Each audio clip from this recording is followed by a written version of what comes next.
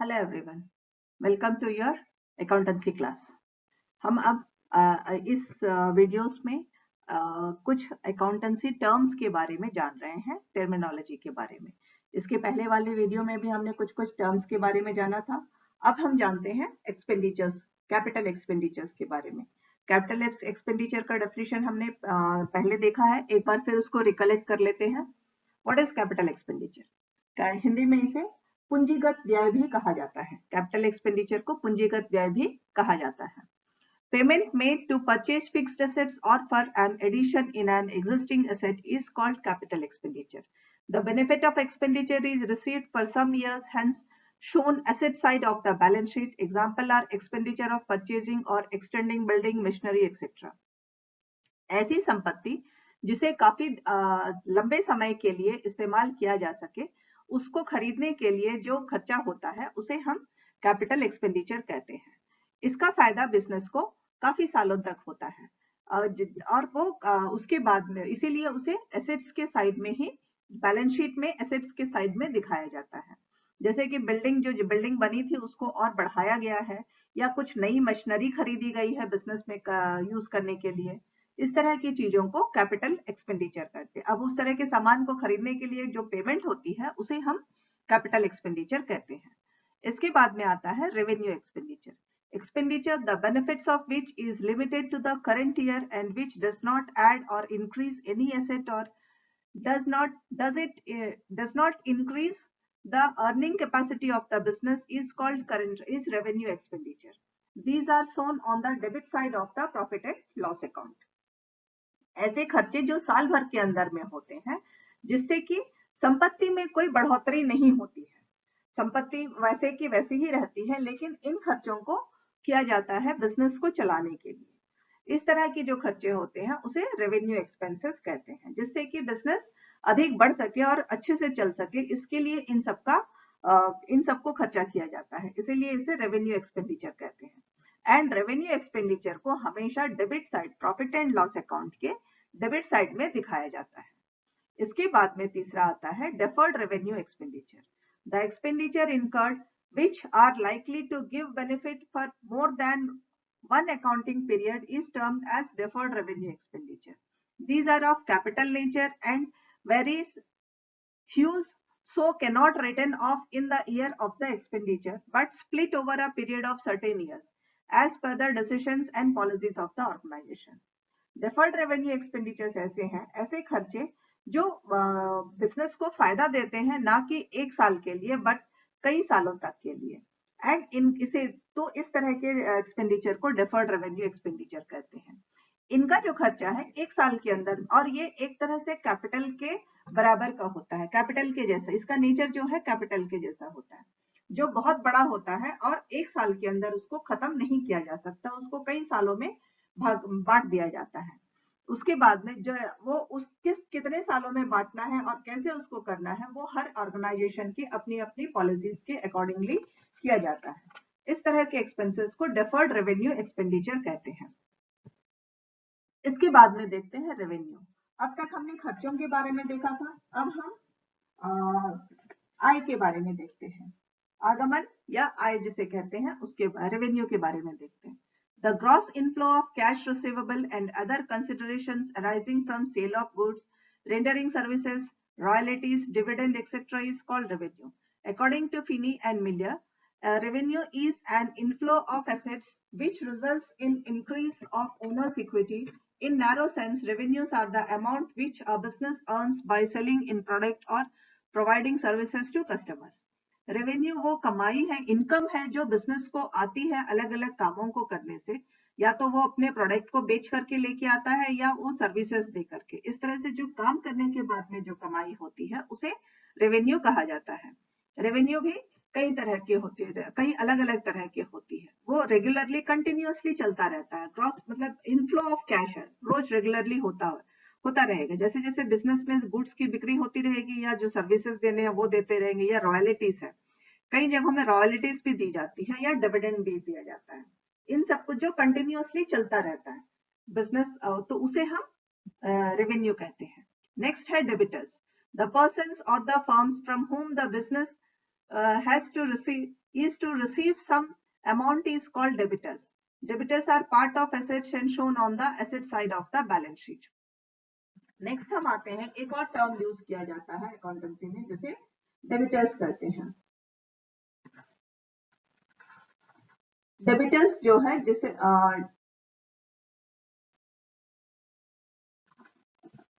ये वो पर्सन्स होते हैं या बिजनेस के ऐसे जगह होते हैं जहां से हम बिजनेस मनी को रिसीव करता है, इसीलिए वहां से मनी मिलने वाली है। कुछ बिजनेस में से कुछ फर्म्स है जहां से मनी मिलने वाली है, या कुछ लोग हैं जिनके पास से पैसे आने वाले हैं, उन लोगों को हम डेबिटर्स कहते हैं। क्योंकि वहां से हमें पैसे मिलने वाले हैं, इसीलिए इसे एसेट्स के साइड में लिखाया जाता है, बैलेंस शीट में एसेट्स के साइड में दिखाया जाता है। नेक्स्ट है creditors, the persons or firms from whom goods have been purchased on credit and the payment is still due are creditors. These are liabilities and shown on the liability side of the balance sheet. इसके बाद में business में कई बार उधार में भी सामान लाया जाता है, उनको एक क्रेडिट में बाद में पेमेंट बाद में किया जाता है। पहले सामान ले आते हैं, पेमेंट उसका बाद में होता है। तो जहां जहां पेमेंट होना बाकी है, जिन जिन लोगों से सामान लाया गया है, उन लोगों को हम क्रेडिटर्स कहते हैं। क्योंकि ये दायित्व है बिजनेस का कि उन्हें वापस पे करना है, तो ये एक दायित्व हो जाता है बिजनेस का, इसीलिए इसे बैलेंस शीट के लायबिलिटी साइड में दिखाया जाता है। Then the next is receivables, any type of amount other than debtors which is to be recovered by the business falls under this category of receivables, subsidy bills, receivables etc.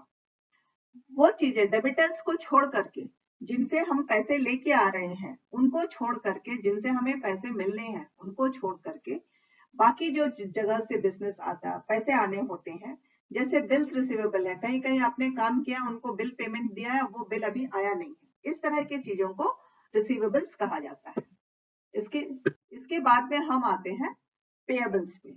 Any amount payable by the business other than creditors falls under the category of creditors, जैसे bills payable, outstanding expenses, ऐसे examples are. जिस तरह से हम debtors को छोड़ करके बाकी को रिसीवेबल्स कहते हैं, उसी तरह से क्रेडिटर्स को छोड़ करके, जिनसे हम उधार लेके आए हैं उनको छोड़ करके, कुछ बिल्स ऐसे आए हैं जिन्हें हमने अभी तक पेमेंट नहीं किया है, कुछ खर्चे ऐसे हो चुके हैं जिनका अभी तक पेमेंट नहीं हुआ है बिजनेस से, उस तरह के जिनको पेमेंट करना है उनको पेएबल्स कहा जाता है। नेक्स्ट है goods, all such things purchased by the businessman to resell at profit, that is the things that are traded are called goods. हर वो वस्तु जिसका बिजनेसमैन खरीद के रखता है वापस उसमें कुछ अधिक अमाउंट डाल करके प्रॉफिट में बेचने के लिए, उन वस्तुओं को गुड्स कहा जाता है। इसीलिए अलग अलग तरह के बिजनेस में गुड्स अलग अलग तरह के होते हैं। जैसे कि फर्नीचर की दुकान में है तो उसका फर्नीचर उसका गुड्स है, कपड़ों की दुकान में कपड़े उसके गुड्स है, and goods are classified into the following accounting for accounting purposes. Goods को अलग अलग हिस्सों में भी बांटा गया है। गुड्स में क्या क्या पॉइंट्स आएंगे? सबसे पहला है purchases. Purchase of goods which are traded by the businessman are called purchase goods. Purchase can be divided into cash purchases and credit purchases. In accounting purchase term issued for purchase of goods but not for assets. Accountancy में purchase जो है वो जो business हो रहा है, उस business के लिए जो सामान खरीदे जा रहे हैं, जिस सामान का बिजनेस है उसे ही परचेज कहा जाता है। जैसे अगर कपड़ों की दुकान है तो वहां पे जो कपड़े खरीदे जा रहे हैं उनको परचेजेस कहा जाएगा, लेकिन जो प्रॉपर्टी खरीदी जाएगी तो उसको परचेज नहीं कहा जाएगा, उसको एसेट्स कहा जाएगा। परचेजेस भी दो तरह के होते हैं, cash purchases and credit purchases. कई जगहों में पैसे दे करके परचेज किया जाता है और कई जगहों में उधार में भी गुड्स लाया जाता है, जो सेल होने के बाद उनको पेमेंट किया जाता है। तो इसीलिए कैश परचेजेस वो चीजें हैं जिन सामानों का बिजनेस हो रहा है उनको खरीदने के लिए जो खर्चा होता है उसे ही हम परचेजेस कहते हैं। नेक्स्ट है sales. Sale of goods which are traded by businessman is called sales. In accounting sales term issued for sale of goods but not for assets. Accountancy में भी सेल उन्हीं जिन वस्तुओं का बिजनेस हो रहा है, जो उनकी बिक्री को ही सेल कहते हैं। अगर कोई फिक्स्ड प्रॉपर्टी है उसको बेच दिया गया है तो उसे सेल नहीं कहा जाता है। एसेट्स की जब बिक्री होती है तो उसे सेल नहीं कहते हैं। जिस तरह से एक कपड़े के व्यापारी के लिए अगर वो कपड़े बेच रहा है तो उसका कपड़ा जो बिकेगा उसको गुड्स कहेंगे, लेकिन अगर वो अपनी पुरानी फर्नीचर को बेच रहा है तो then it won't be sale, उसको हम बिक्री नहीं कहते हैं। Then purchase returns. If a businessman returns goods purchased for sale, it is called purchase return. It is also called returns outward. इसके बाद में कुछ गुड्स खरीदने के बाद, जिन गुड्स का वो बिजनेस कर रहा है उनको खरीदने के बाद कभी कभी वो उन्हें वापस भी करता है, तो उसको हम परचेज रिटर्न्स करते हैं। जिनको खरीदा था उसको वापस कर दिया, this is called as purchase returns और रिटर्न्स आउटवर्ड, क्योंकि हम बाहर उसको वापस दे रहे हैं। इसी तरह से सेल्स रिटर्न भी होता है। If the goods sold in return by purchaser, it is called sales return. It is also called return inward. उसके बाद में जिसका बिजनेस हो रहा है उसके पास से जो कस्टमर्स खरीद के लेके गए हैं वो वापस भी कर देते हैं, तो उसे सेल्स रिटर्न कहा जाता है और उसको रिटर्न इनवर्ड भी कहते हैं। मतलब मान लीजिए किसी कपड़े के व्यापारी के पास से कोई कस्टमर आया, कपड़ा खरीद के ले गया और उसको वापस कर दिया कि मुझे पसंद नहीं आया या जो भी रीजन हुआ, तो वो जो रिटर्न हुआ that will be sales return.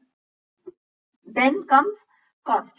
The total price paid on acquiring a thing or service, including a type of expenses like capital and revenue, is called cost. वो पूरा प्राइस, किसी भी चीज को खरीदने के लिए जो पेमेंट की जाती है, जो टोटल अमाउंट होता है, उसको हम कॉस्ट कहते हैं। जिस तरह से आप मार्केट में जाते हैं, बिजनेसमैन का देखिएगा, जब वो किसी भी जो बिजनेस कर रहा है उसके पास हम जब सामान खरीदने जाते हैं तो पूछा जाता है इसका कॉस्ट क्या है, तो जितना अमाउंट वो बताता है that is called the cost. Total price, उस एक काम के जो टोटल प्राइस होती है that is called the cost. Then comes gain. Profits earned from activities other than business activities are called gains.